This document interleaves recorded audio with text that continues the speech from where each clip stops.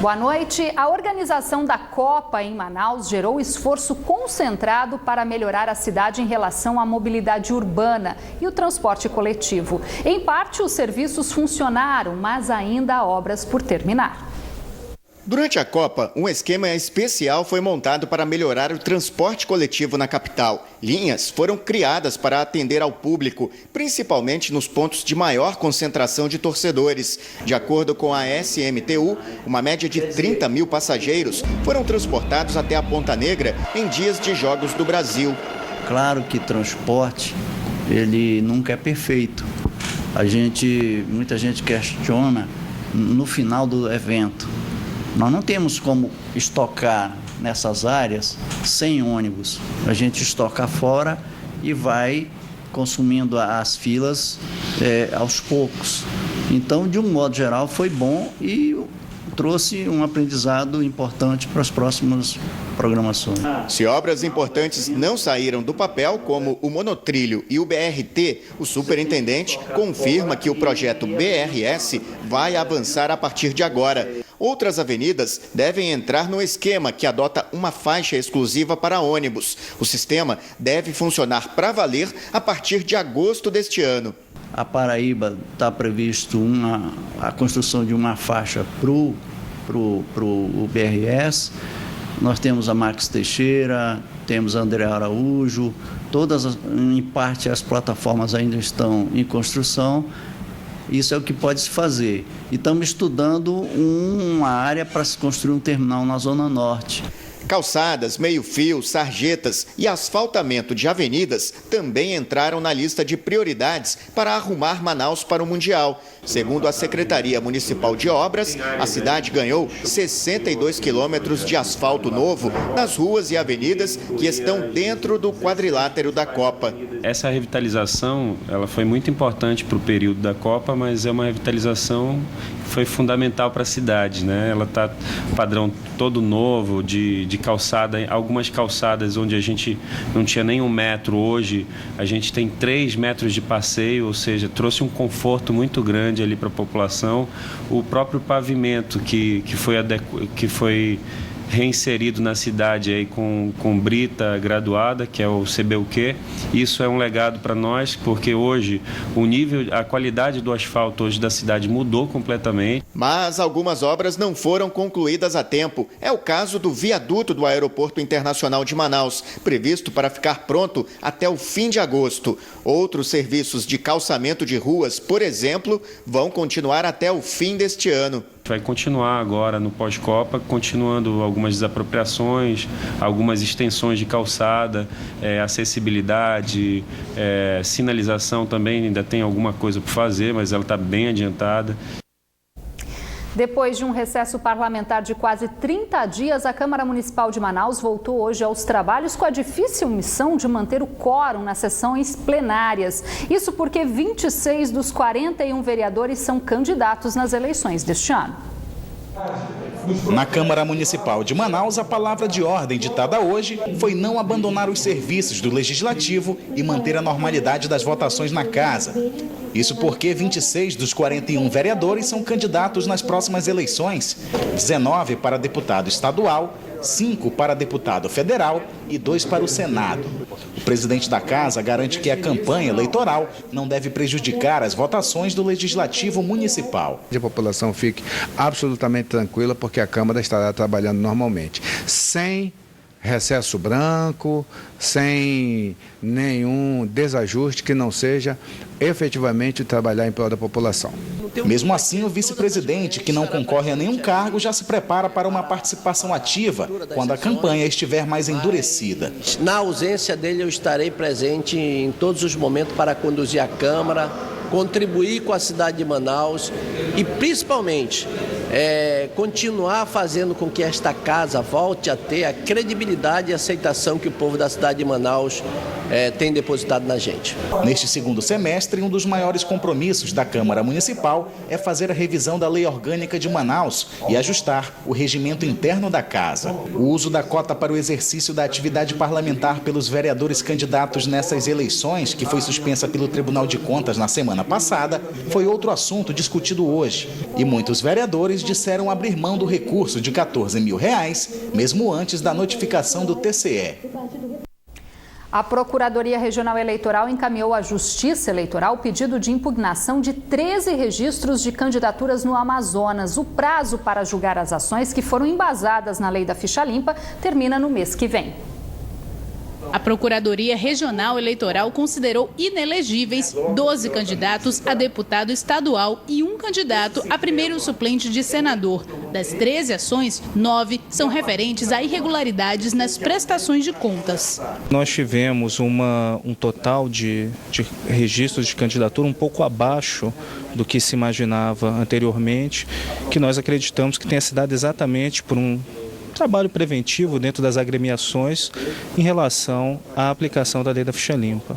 A análise é feita a partir do cruzamento dos dados do Sistema de Investigação das Contas Eleitorais, o Sisconta, e os pedidos de candidatura. Esse é o primeiro ano que esse sistema é usado e o critério é a lei da ficha limpa.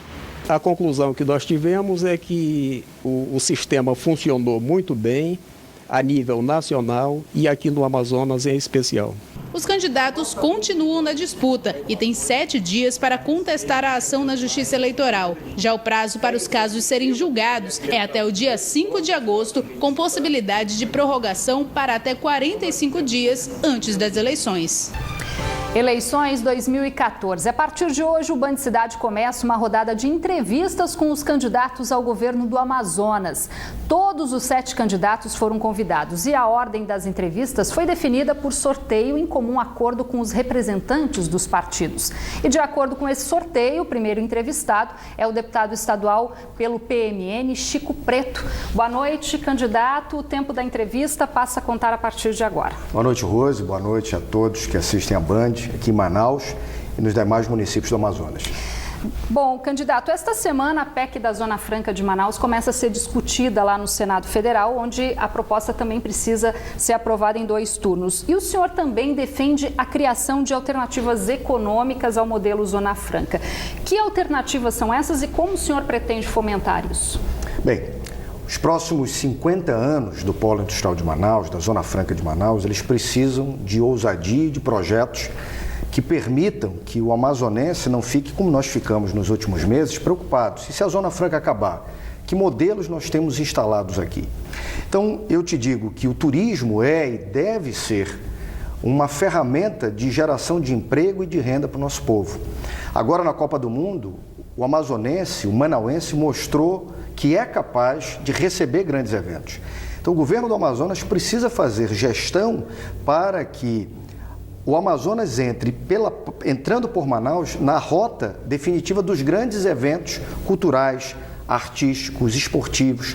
Na minha cabeça, Manaus pode receber um evento de grande porte todos os meses, a fim de que nós possamos gerar emprego e renda nas atividades de restaurante, de comércio, de serviços, de um modo geral. Uma outra atividade que penso eu ser necessária é que nós investamos de forma maciça em setor primário.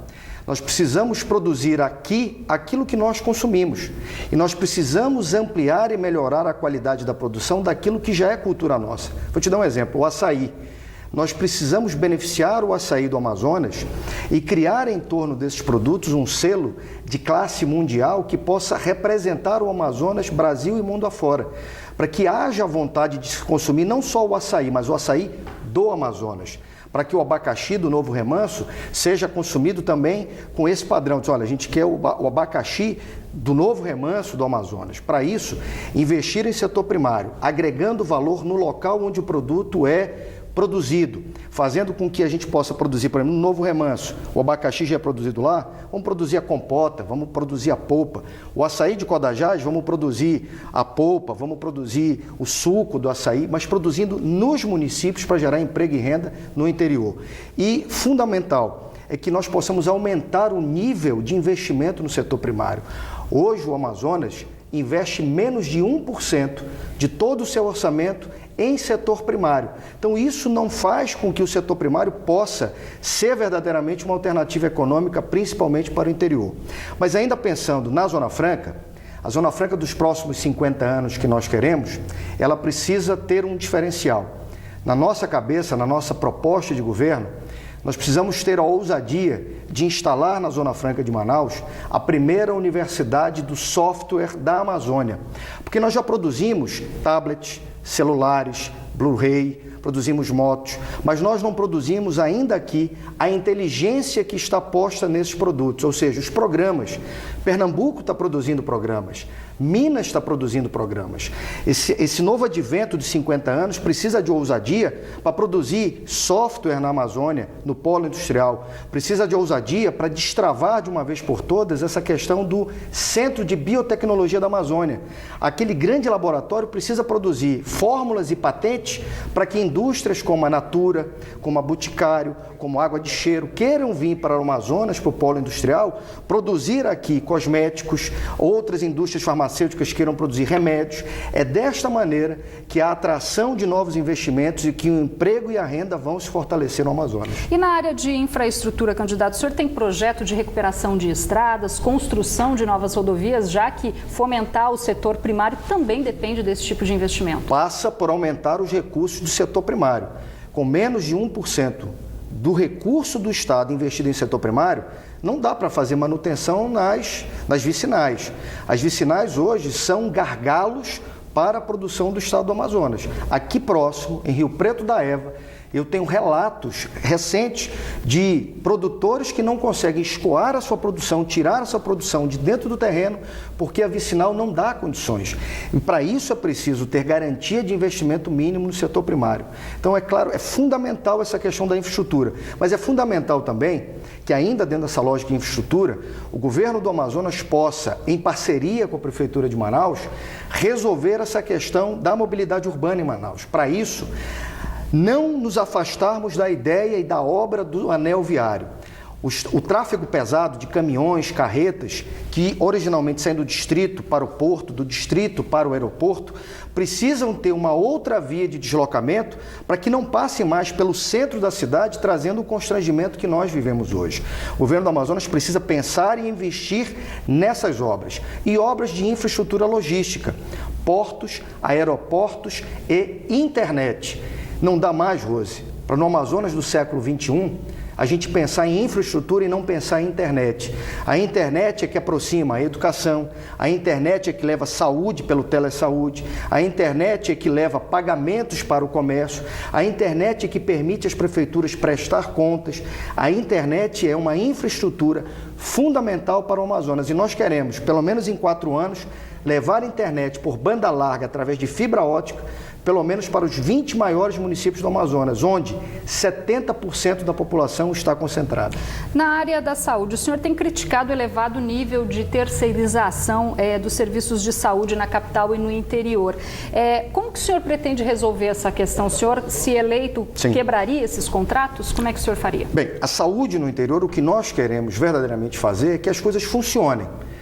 Nós não temos nenhum projeto mirabolante, nós vamos fazer com que a saúde funcione. Para isso, os 2 bilhões e 400 milhões, repito, 2 bi e 400 milhões que serão gastos esse ano em saúde, precisam fazer com que no interior do estado, o profissional de radiologia, o cara que faz raio-x, a pessoa que faz o exame de mamografia, a pessoa que faz o exame de ultrassom, esses profissionais estejam ali trabalhando. Porque são com esses profissionais que o médico consegue dizer qual é a cura da doença para os pacientes que procuram. Então, com esses 2 bi e 400, nós precisamos garantir a permanência desses profissionais. Isto na capital, isto no interior. Na capital, nós percebemos sim um alto nível de terceirização. E que para que o telespectador entenda o que é a terceirização, eu vou dar aqui um exemplo. Imagina que o cidadão tem na casa dele uma máquina de lavar e uma máquina de secar. E ele pode usar aquelas máquinas para lavar a roupa dele, mas ele precisa comprar sabão. Só que ele toma a decisão de mandar toda a sua roupa para a lavanderia. No final do mês ele vai pagar a conta. O que é mais barato? É mandar a roupa para a lavanderia ou comprar o sabão e usar a máquina de lavar e a máquina de secar que eu já tenho dentro de casa? O que está acontecendo hoje na saúde é que existem unidades de saúde onde você tem um profissional concursado, que precisamos resgatar a autoestima e a dignidade dessas carreiras médicas e de técnicos. E nós temos os equipamentos, que muitos estão, como diz aqui no Amazonas, escangalhados e que não são consertados.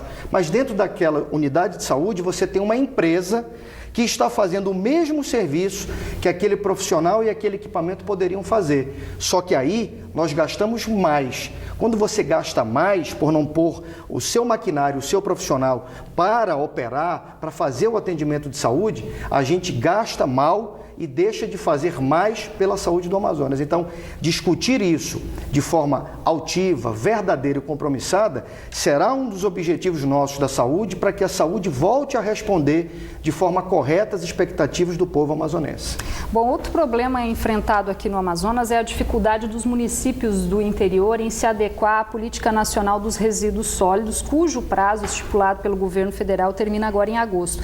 Uma das principais metas é a substituição dos lixões por aterros sanitários. Caso eleito, como é que o senhor pretende agir nesse setor? Olha, a tua pergunta é extremamente oportuna, Rose. O Amazonas é lembrado, Brasil e mundo afora, por ser a capital do meio ambiente, o estado com maior nível de preservação de florestas e de patrimônio ambiental do mundo. Eu tenho medo de que, se nós não tomarmos uma providência nessa questão, daqui a pouco façam piada do Amazonas dizendo: no Amazonas é casa de ferreiro, espeto de pau. Os amazonenses têm a floresta, mas olha como eles tratam o seu resíduo sólido, o seu lixo urbano. É preciso compromisso e ousadia para construir com as prefeituras, governo do Amazonas e governo federal, uma solução integrada de manuseio desses resíduos sólidos. Eu tenho a convicção de que, investindo-se recurso do orçamento público, com recurso do orçamento da prefeitura e com a ajuda do governo federal, nós conseguiremos adequar essas situações e dotar os municípios amazonenses, ao final de 4 anos, de aterros pelo menos controlados, porque existe uma diferença entre aterro controlado e aterro sanitário. Nós precisamos ter o objetivo, a meta de dotar os 61 municípios do interior pelo menos com aterro controlado. Isso por várias razões, até econômicas. As notícias dos últimos anos dão conta de que a falta de uma política pública, a falta de uma decisão pública do governante em enfrentar essa questão, fez com que municípios como Parintins, Carauari ficassem por meses sem receber pouso de aeronaves. E quando você deixa de receber pouso de aeronave, você prejudica o comércio, a economia, o serviço social. Tudo passa a ser prejuízo para aquele município. Então, a questão dos lixões precisa ser enfrentada com decisão política, com ousadia de dotar o Amazonas, nos 61 municípios, pelo menos nos próximos 4 anos, de aterros controlados. Bom, o Amazonas também é um dos estados com maior déficit habitacional, ultrapassando aí 140 mil unidades. Na Superintendência de Habitação do Estado, são 25 mil famílias à espera aí de uma casa. Quais as suas propostas para resolver o problema de habitação aqui do estado? Bem, trabalhar em articulação com o governo federal a construção de unidades habitacionais, que seja no programa Minha Casa Minha Vida ou num outro programa com outro nome. Isso vai depender do resultado das eleições para presidente. Mas, em articulação com o governo federal, produzir e atender essas famílias e veja, um público que precisa ser atendido para que nós possamos combinar duas soluções ao mesmo tempo. Existe uma quantidade muito grande na capital e no interior de áreas de risco, de encostas. Nós precisamos priorizar estas soluções, estas famílias, para que nós possamos resolver 2 problemas com uma solução. Porque as áreas de encosta na cidade de Manaus, as áreas de risco, ainda são um problema que recai sobre a costa da Prefeitura de Manaus, que não tem o mesmo poder de construção que tem o governo do estado. Então nós vamos, em articulação com o governo federal, continuarmos de maneira firme, de maneira intensa, a política habitacional, alcançando as famílias que verdadeiramente precisam de residência, precisam financiar ou precisam ganhar a sua casa.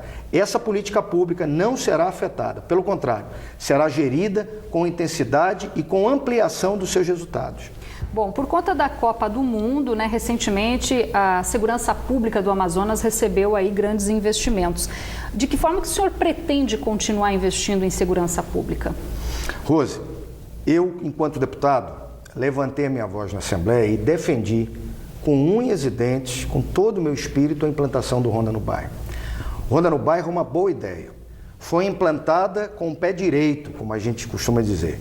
Porém, agora nos últimos anos, o que a gente vê, como dizem os nossos amazonenses, e eu sou amazonense de nascimento, ela começou a embiocar, ela começou a perder resultado. E, na minha opinião, isso é por falta de gestão. Se as pessoas ligarem agora para um telefone do Ronda no Bairro, muitos vão estar desligados ou não vão ter resposta. Isso é gestão. E o comandante em chefe do Sistema de Segurança Pública do Estado é o governador. A Polícia Militar sabe disso, a Polícia Civil sabe disso, os bombeiros sabem disso.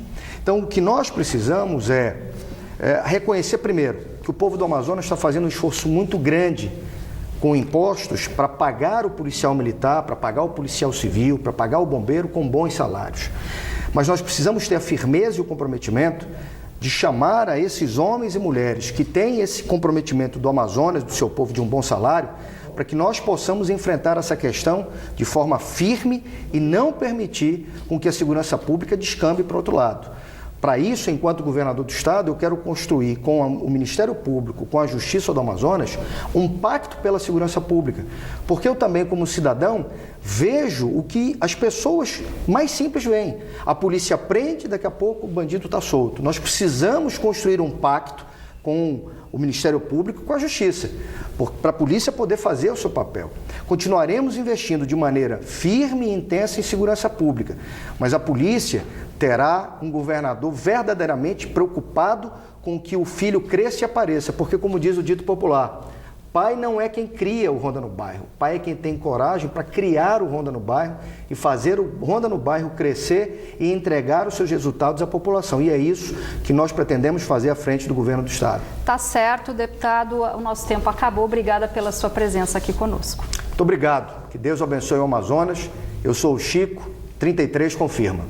Obrigada. Bom, e pelo sorteio, amanhã o entrevistado será o deputado estadual Marcelo Ramos, candidato ao governo pelo PSB. A final da Copa do Mundo entre Alemanha e Argentina também foi acompanhada por milhares de pessoas aqui na capital, que levaram para os principais pontos de concentração da cidade uma torcida dividida. Uma torcida dividida. Na verdade, eu não tenho um time, porque meu time, na verdade, é Brasil. Muitos quiseram retribuir a homenagem da simpática seleção europeia. Para aproveitar a homenagem que eles fizeram para o Mengão, nosso coração.